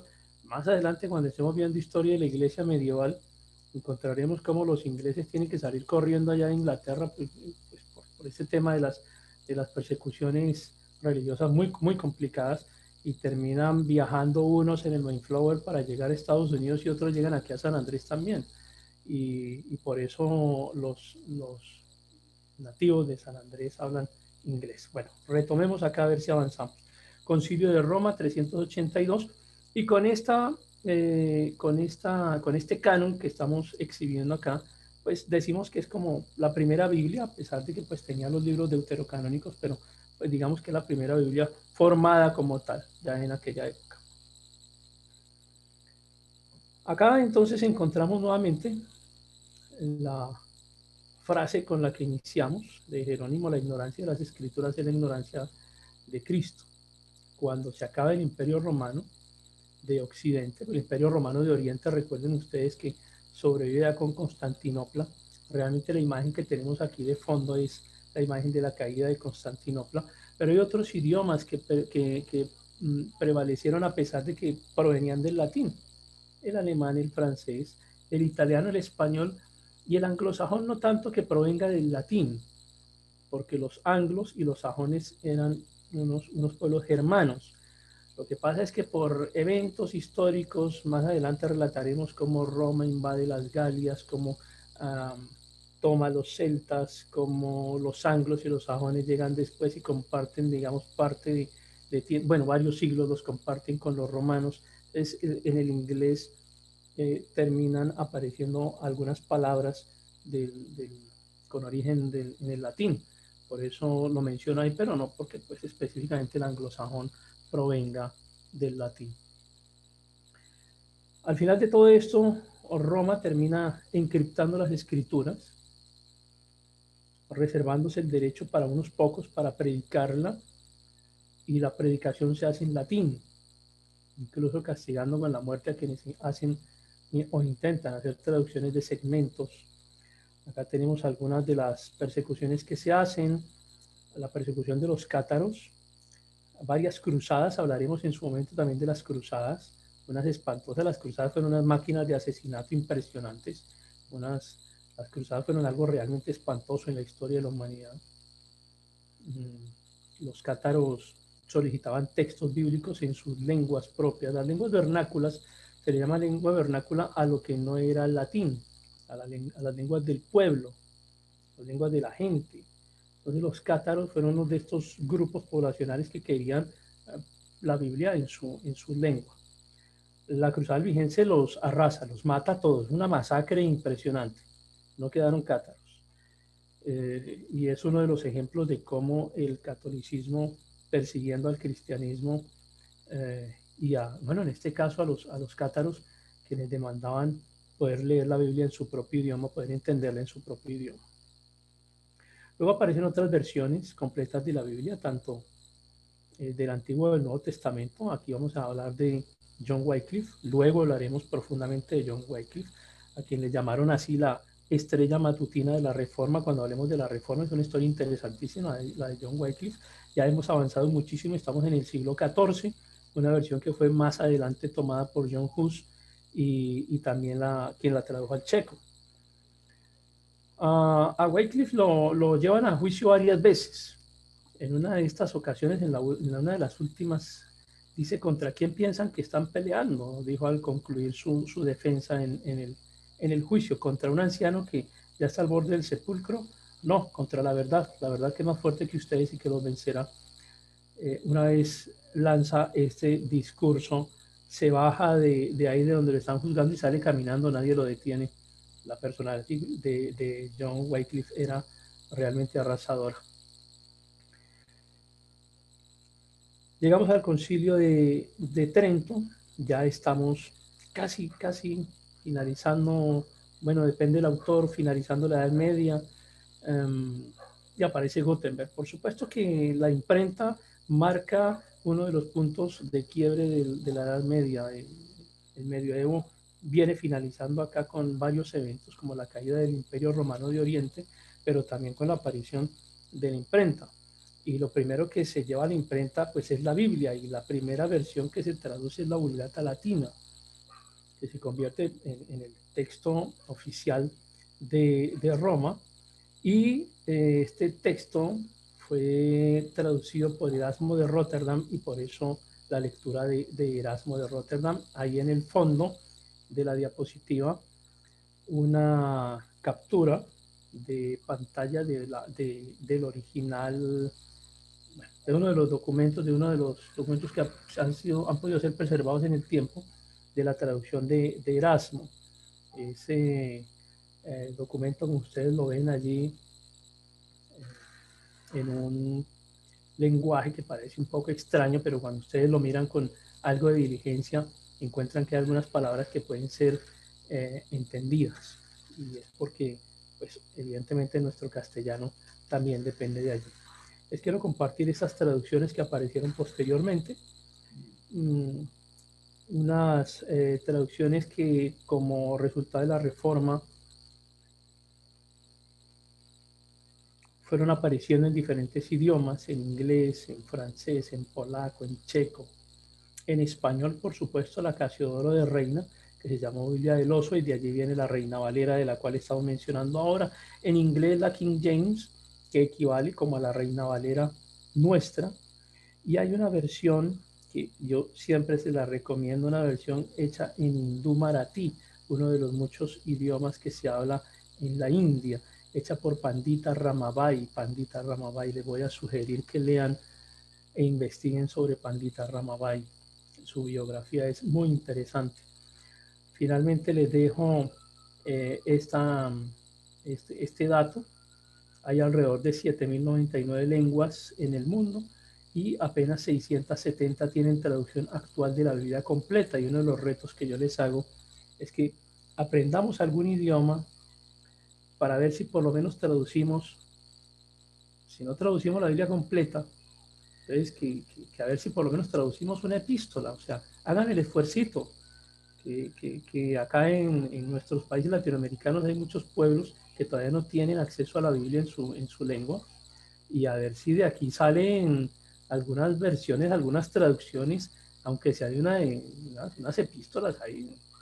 Hagan el esfuerzo, una epístola de Pablo ahí traducida a un idioma, a una lengua de sus pueblos, de sus países, que sería muy, muy interesante que pudiéramos hacerlo. Aunque fueron unos versículos, pues ahí está. Bueno, aunque sea Juan 3:16, tradúzcanselo a sus pueblos en su lenguaje, pero hagamos algo, pues, hagamos algo. Rápidamente les voy a terminar esto. Yo digo rápidamente y no sé por qué terminamos hablando tanto. Ahora sí, rápidamente, vamos a hablar de Erasmo de Rotterdam. Este es un resumen de la lectura que ustedes ya tienen y quería que, bueno, más que resumen, un complemento. Quería que hicieran la lectura para que ustedes entendieran quién era Erasmo de Rotterdam. Un tipo muy pilo, de verdad. Humanista, filósofo, filólogo, teólogo. Y a pesar de ser monje católico, él expresa en sus escritos que quería restaurar el cristianismo original. Entendía que había una diferencia entre lo que estaban enseñando los monjes en las abadías y en sus templos, y lo que estaba ocurriendo realmente en contraste con la Biblia. O sea, una cosa lo que hacemos y otra cosa lo que se decía. Y lo que se decía no concordaba con lo que estaban haciendo los monjes. Entonces, siendo él un sacerdote agustino, entiende este concepto de los monjes que se han sumido en la escolástica. La escolástica está fundamentada en algo que se llama el argumento ad verecundiam. Más adelante también tenemos una clase muy interesante donde hablaremos de argumentación. Les voy tocando este tema del argumento ad verecundiam, que significa argumento de autoridad. Entonces, ¿por qué enseñan de esta manera o por qué hay que hacer las cosas así? Y la respuesta es porque la dice alguien que tiene autoridad o alguien superior. Mamá, ¿por qué tengo que comer de eso que me serviste que no me gusta? Porque lo digo yo y punto. O, ¿por qué tengo que aprenderme las tablas de multiplicar? Porque sí y punto. Porque lo dijo el profesor o porque lo dijo alguien. O sea, no sé, ese tipo de ejemplos para tratar de mostrar lo que es el argumento ad verecundiam, un argumento de autoridad. Y entonces Erasmo de Rotterdam comienza a preguntarse, bueno, ¿y por qué nosotros estamos enseñando esto? Porque lo dice el Papa. Porque lo dice el Papa es el argumento ad verecundiam que tiene el teólogo de la Edad Media fundamentado en la escolástica, ese teólogo de su vida de monasterio que enseña lo que enseña porque lo dice el Papa, porque lo dice el catolicismo y porque así es, y no había oportunidad de controvertirlo o de pensar diferente, porque se era hereje y se arriesgaba uno a la hoguera si comenzaba a pensar diferente. Cuando la Biblia siempre nos ha dicho pues que la cuestionemos, que busquemos, que escudriñemos. Una palabra que usa la Escritura es esa: escudriñar es eso, investigar, buscar. Escudriñar es ser investigador. Amigo de Tomás Moro, de John Collett, decide estudiar desde los originales y trabajar sobre el Nuevo Testamento. Él produjo una edición del Nuevo Testamento en griego original llamada así, el Textus Receptus, que es muy, muy criticado, muy atacado por algunos que ni siquiera saben poner tildes en español, entonces se vuelven expertos en atacar el Textus Receptus. Una cantidad de videos que uno encuentra.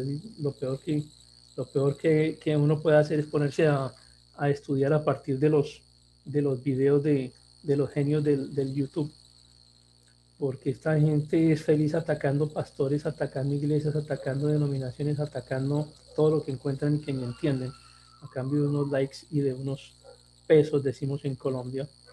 Bueno, el Textus Receptus es uno de esos textos que es bien, bien atacado, pero es una obra pues realmente que es muy importante.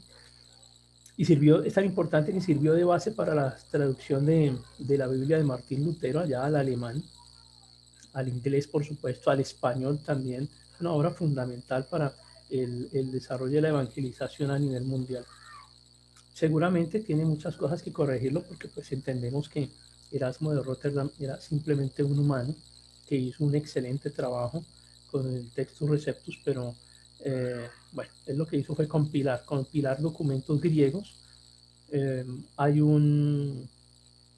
una un texto que siempre ponen en duda con respecto a la traducción de Erasmo de Rotterdam, que es la Coma Juanina. También la trabajaremos en algún momento. La Coma Juanina aparece en algunas traducciones del griego, en otras no. Erasmo no la incluyó porque en los textos con los que utilizó para hacer su trabajo al comienzo no la encontró, en esos documentos no la encontró, y él se negaba a incluir la coma juanina. Luego la incluyó porque la encontró en otros documentos antiguos, de manera que el mismo Erasmo resolvió el problema que todavía hay mucha gente, en el que mucha gente todavía hoy sigue enfrascada. Pero eso no le gustó al catolicismo, por supuesto. Había un grupo en aquella época que se llamaba la Congregación del Índice. La Congregación del Índice tuvo como tarea comenzar a destruir todo el trabajo de Erasmo, porque Erasmo estaba en contra, bueno, de cierta manera en contra del catolicismo. Él no se enfrentó realmente a la figura del Papa, no condenó al papado como tal, no condenó muchas cosas. Él lo que quiso fue que la gente tuviera acceso a la escritura, pero él como que intentaba mantener un punto medio. Entonces no se decidió por Roma, pero tampoco se decidió por los reformadores. Entonces como que le cayó mal a los unos y le cayó mal a los otros. Entonces, a nadie le caía bien. Erasmo tiene enemigos por todos lados. Y dentro de los católicos, pues un grupo que se llama la Congregación del Índice, que se dedicó a esto que vemos en la pantalla, que es tomar los trabajos de Erasmo y destruirlos. Los rayaban, los tachaban así con tinta, destruían los trabajos de él. Y dentro de los reformados, pues tampoco tuvo muchos amigos, porque como no negó al Papa abiertamente, pues tampoco le caía bien entonces a los reformados. Así que ni amigo de Lutero ni amigo de Roma. Pero esa era, digamos, su forma de vivir y de ver las cosas. Adolfo, dime. Estaba mirando, profe, una dificultad que él tuvo, que era que siempre, el hebreo siempre pues, ha sido un escrito original, pero el griego en algunos momentos tuvo una variación. Entonces él tuvo que buscar varios entre esos escritos que usted dice para poder hacer una traducción adecuada en el mismo momento. Y tenía la dificultad de quedar bien con los unos y quedar bien con los otros, enfrentándose a lo eclesiástico que usted estaba hablando. Sí, es que fíjate que incluso en español tú tomas un texto de 1910 en español e intentas leerlo y hay palabras que no vamos a entender, que la ortografía es diferente, que el significado de las palabras es diferente, y te estamos hablando de español de 1910. Yo tengo acceso a unos documentos datados de esa fecha y a veces se confunde uno, y hay palabras que significan otra cosa diferente hoy en día en español a lo que significaban en aquel momento. Entonces, ahora imagínate trabajando en estos... el griego, por supuesto, es una lengua que también ha evolucionado, también se transformó con el paso de los años, de los siglos. El latín también, el hebreo, bueno, el hebreo ha sido muy estable realmente, no podemos decir que eso le ha ocurrido al hebreo de una forma tan evidente, porque hoy en día un niño de 6 años en Israel es capaz de leerte los rollos del Mar Muerto. O sea, así de sostenido ha sido el hebreo en el paso del tiempo. Regresemos a Erasmo,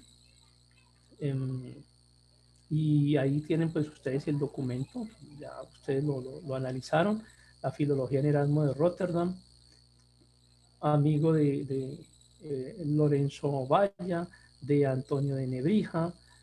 Voy a avanzar un poco más rápido acá porque si me detengo no avanzamos. Tomen la captura si quieren aquí. Igual ustedes saben que yo enseguida terminemos esto les dejo las diapositivas publicadas para que ya las tengan, no hay ningún problema. La filología de Erasmo es interesante. Erasmo como filólogo es interesante él porque logra captar la interpretación cultural a través del uso de las palabras que daban los autores originales en sus escritos. Y esto es lo interesante de Erasmo, que fue una persona que realmente se preocupó por aprender y manejar bien, comprender adecuadamente los idiomas. Y básicamente lo que se dice de él es que quería esa renovación religiosa, yo pienso que más que renovación, como la restauración. Yo no lo veo tanto como una renovación, porque renovación es como algo que ha cambiado y se convierte en algo nuevo, pero restaurar es como volver a la enseñanza original de la Escritura. Una restauración, por supuesto que le llamo religiosa, pero debe ser entendida como una restauración espiritual. En cuanto a estas otras disciplinas que él tuvo que manejar, por supuesto, aprender de fondo el latín, el griego, el hebreo. Y miren cómo se habla de él en esta frase. Permítanme, se las leo textualmente, normalmente no lo hago, pero vale la pena. Por otra parte, en cuanto a lo que se refiere a las disciplinas, con cuyo auxilio podemos alcanzar más fácilmente este fin, que es la piedad, es decir, la espiritualidad, si se quiere. En palabras mías, pues estoy tratando de poner aquí en palabras actuales. La primera preocupación debe ser el aprendizaje a fondo de estas tres lenguas, el latín, el griego y el hebreo, porque es cosa sabida que todo el misterio de la escritura está transmitido en ellas. Y es la misma respuesta que les voy a dar a ustedes cada vez que me pregunten cuál es la versión bíblica que debería yo recomendarles. La versión bíblica que les recomiendo es esta, aquellas que están en latín, en griego y en hebreo, porque es muy probable que las traducciones que tengamos nosotros a nuestro lenguaje actual tengan algunas diferencias en cuanto a validación o significado de palabras, porque con el transcurso de los años las palabras van desapareciendo, otras aparecen, otras se transforman, pero preocuparnos un poco por esos tres idiomas, que no necesitamos ser extraterrestres ni tener 5 cerebros para poder aprender un idioma de estos. Es cuestión de dedicación, de voluntad y de querer hacer las cosas bien para el Señor. Y por supuesto que podemos, así como el ejemplo de Erasmo de Rotterdam, hacer un buen trabajo con cualquiera de ellos de los que hemos mencionado. Erasmo traduce a Eurípides, a Plutarco, a Isócrates, a Galeno, a Genofonte. O sea, él trabajó en fuentes importantes, no solamente relacionados con la escritura, sino que él traducía de política, de historia, de arte, de literatura, de medicina. Y aún así consideraba que no le alcanzaba. Entonces, el texto les va mostrando cómo él siguió intentando mejorar su nivel de otros idiomas para poder hacer unas traducciones adecuadas y poder corregir errores que encontraba en esas traducciones. Algo que les voy a dejar acá, un regalito que les voy a dejar ahora, es este enlace que encuentran aquí abajo, al final de la lámina. Le hacen un clic ahí y descargan el documento. Es un documento grande, espero que les guste. Es un documento que a mí me gusta muchísimo.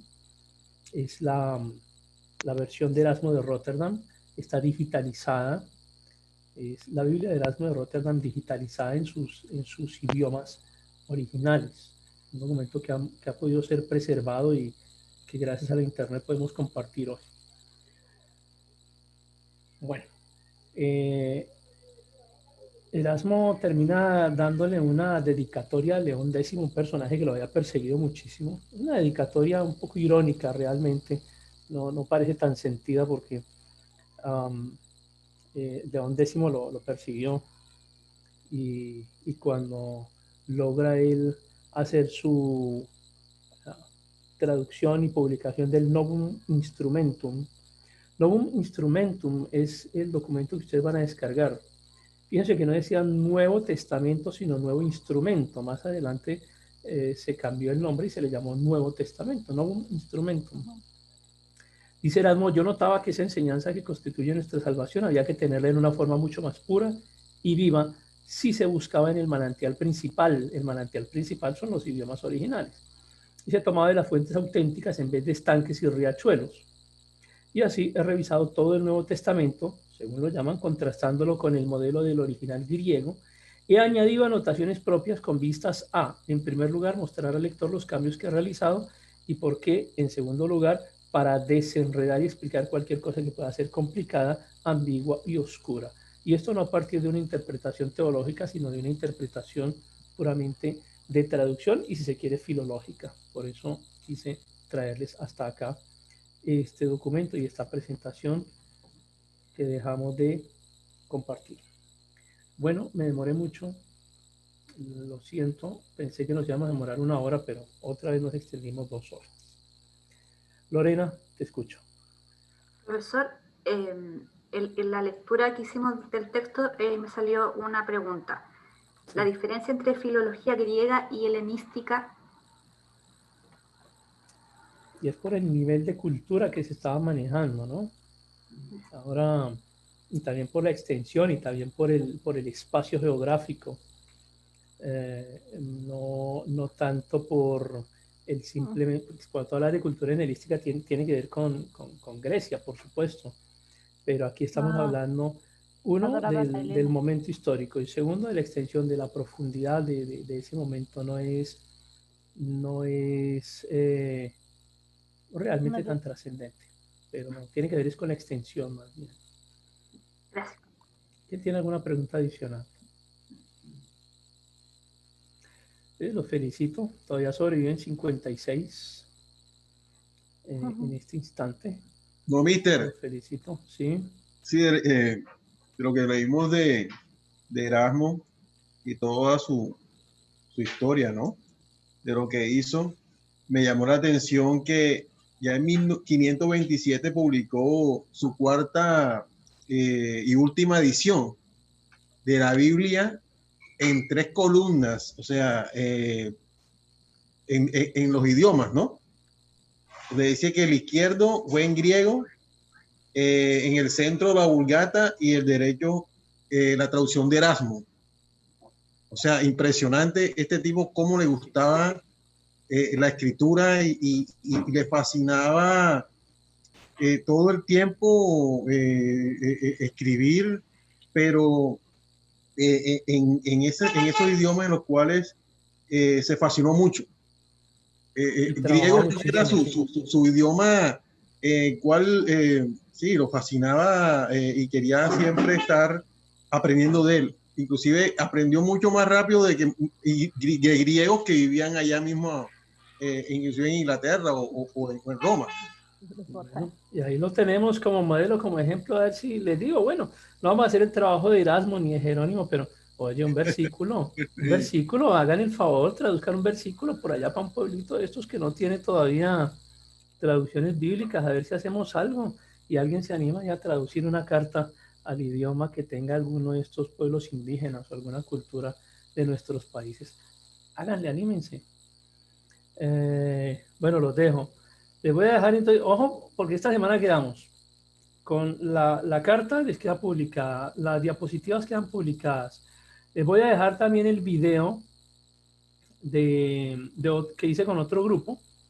De pronto, si quieren repetir la clase o verla, va a ser con otro grupo ahí. Se dice lo mismo, pero de pronto hay personas que tienen otras opiniones y entonces ahí les ayuda a complementar.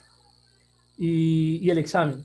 El examen queda abierto para hasta el día lunes a la medianoche. Recuerden que los exámenes no los dejen vencer. O sea, si el martes tú dices se me olvidó, no hay forma de abrir la plataforma el día martes. Tiene que ser hasta el máximo el lunes. Y no te esperes al lunes a las 11 de la noche a comenzar a hacer el examen porque vas a tener inconveniente. La presentación de hoy también se las dejo publicada inmediatamente en plataforma. Vanessa, dime. Sí, profesor, quería saber si el examen de esta semana va a ser de todo lo que vimos de Erasmo y también lo anterior también. Y lo anterior también. Pero no se preocupen tanto por la lectura. Fíjense más bien en el video de la clase anterior, no la lectura, porque no van a haber preguntas de la lectura. No, tampoco nos vamos a matar así, pues. Vean el video de la clase anterior y lo de la clase de hoy. Ya, con eso tienen suficiente. Las preguntas no son complejas. Tienen espacio suficiente y saquen un tiempito donde nadie los moleste. Porque llegan a interrumpirlo justo en el examen y se complican la vida. Ánimo, ánimo, Dios los bendiga. Va a colaborarnos con la despedida. A ver quién está por acá. Julieta Rupert. Colaborarnos con una oración de despedida. Bendícenos, por favor. Dios los bendiga.